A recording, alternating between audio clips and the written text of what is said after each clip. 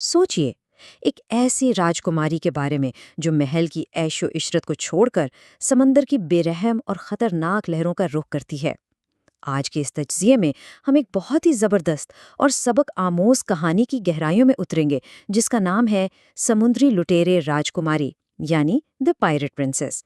खैर, इस कहानी को सिर्फ एक आम बच्चों का किस्सा समझने की गलती मत कीजिएगा। असल में ये मुआशरती तवक्कुआत को तोड़ने और अपनी मंजिल खुद तय करने का एक बेमिसाल सफर है। आइए देखते हैं कि कैसे एक राजकुमारी ने अपने ख्वाबों की तकमील के लिए रिवायती बेड़ियों को हमेशा के लिए तोड़ दिया। तो चलिए सीधा मुद्दे पर आते हैं। कहानी के आगाज में ही राजकुमारी मरीना अपनी खादिमा बैट्रिस से एक ऐसी बात कहती है जो आपको सोचने पर मजबूर कर देगी। वो कहती है, मैं भाग नहीं रही, मैं आज़ाद हो रही हूँ। ये एक छोटा सा जुमला है, लेकिन इसमें मरीना का मकसद और उसकी सोच पूरी तरह वाज़े हो जाती है। वो अपने महल की खूबसूरत संगमरमर की दीवारों से सिर्फ फरार इख्तियार नहीं कर रही थी, बल्कि सच कहूँ तो वो उन आज़ादियों को वापस लेने जा रही थी जो एक खामोश और फर्माबरदार राजकुमारी होने के नाते उससे छीन ली गई थीं। पहला हिस्सा, महल की कैद। यहाँ पर एक बहुत ही दिलचस्प बात सामने आती है। मरीना के वालिद राजा अल्फोंसो उनसे मोहब्बत तो बहुत करते थे, लेकिन महल के उसूल बेहद सख्त थे और उसकी शादी उसकी मर्जी के खिलाफ एक अनजान राजकुमार से तय कर दी गई थी। अब जरा इन दो किरदारों का मुवाजना करें जिनके दरमियान मरीना की कशमकश थी। एक तरफ राजकुमार एडवर्ड हैं, जिससे मरीना की शादी तय की गई है। एक ऐसा शख्स जिससे वो सिर्फ एक बार मिली है और जिसका मानना है कि किताबें तो सिर्फ सजावट के लिए होती हैं। और दूसरी तरफ कैप्टन कैटलीना है, एक ऐसी औरत जो समंदर के सबसे तेज जहाज की कमान संभालती है और जिसने अपनी किस्मत खुद लिखी है। ये एक मजबूर जिंदगी और उस आज़ाद जिंदगी के दरमियान का फर्क है, जिसके मरीना हमेशा ख्वाब देखती थीं। दूसरा हिस्सा, समंदर की तरफ फरार।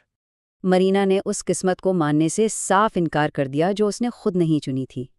रात के अंधेरे में उसने महल छोड़ दिया और सीधा उस रहस्यमयी पायरेट जहाज की तरफ निकल पड़ी, जिसे वो अक्सर समंदर का सीना चीरते हुए अपनी खिड़की से देखती थी। 16 साल! जरा सोचिए, मरीना ने अपनी जिंदगी के 16 साल महल की तन्हाई में गुजारे। लेकिन क्या उसने ये वक्त ज़ाया किया? बिल्कुल नहीं। इस दौरान उसने किताबों के जरिए समंदरी सफ़र, सितारों से रास्ता ढूंढने के तरीकों और ओशन करंट्स यानी समंदरी लहरों के बारे में इंतहाई गहरा इल्म हासिल किया। उसकी तैयारी कोई मजाक नहीं थी, वो पूरी तरह पुख्ता थी। तीसरा हिस्सा, रेड सरपेंट में शामिल होना। आखिरकार मरीना का सामना उस मशहूर और पुरइसरार जहाज रेड सरपेंट से होता है। ये आम जहाज़ों से थोड़ा छोटा ज़रूर था, लेकिन बेहद तेज़ था।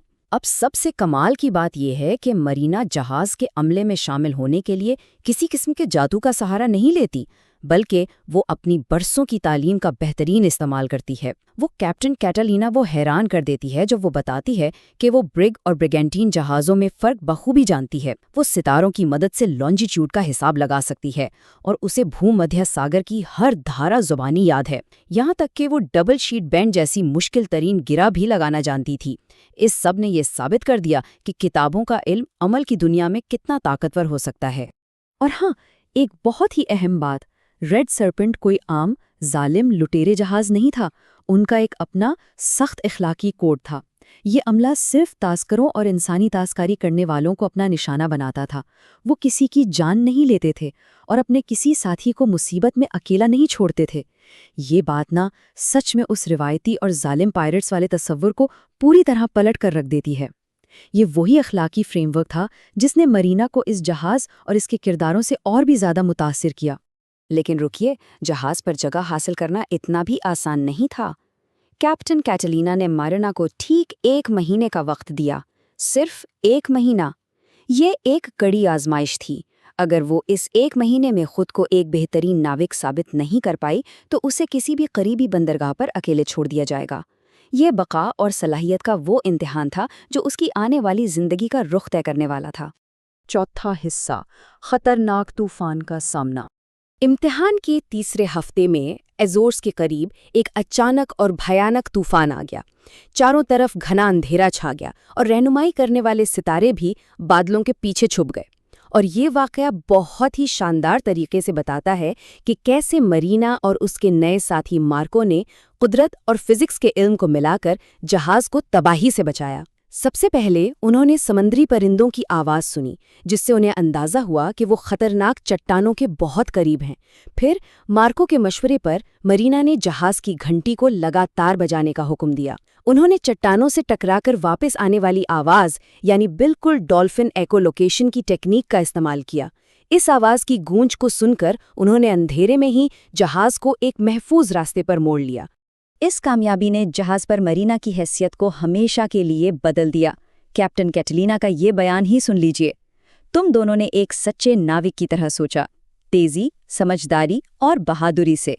Great teamwork. اس عظیم کامیابی نے مرینا کی جہاز پر جگہ بالکل پکی کر دی اور اسے اب صرف ایک بھاگی ہوئی راجکماری نہیں بلکہ کیپٹن کی عزت اور مرینا سمندر کی راجکماری کا نیا خطاب حاصل ہو چکا تھا۔ 5واں حصہ، راجکماری کی واپسی۔ اس سب ایڈونچر کے بعد ایک وقت آتا ہے جب مرینا ایک انتہائی حیران کن فیصلہ کرتی ہے۔ وہ اپنے والد کے پاس واپس لوٹنے کا ارادہ کرتی ہے، لیکن یہ واپسی کوئی ہار مان کر نہیں تھی، بلکہ تو دونوں کردار نبھانے کا ایک نیا آغاز تھا۔ ذرا اس سفر کی کڑیوں کو جوڑیے۔ 16 سال محل میں صرف کتابیں پڑھنے سے شروع ہونے والا سفر، پھر اس 1 مہینے کی سخت آزمائش میں خود کی قابلیت ثابت کرنا، اور آخر میں ایک 6 مہینے کا وعدہ۔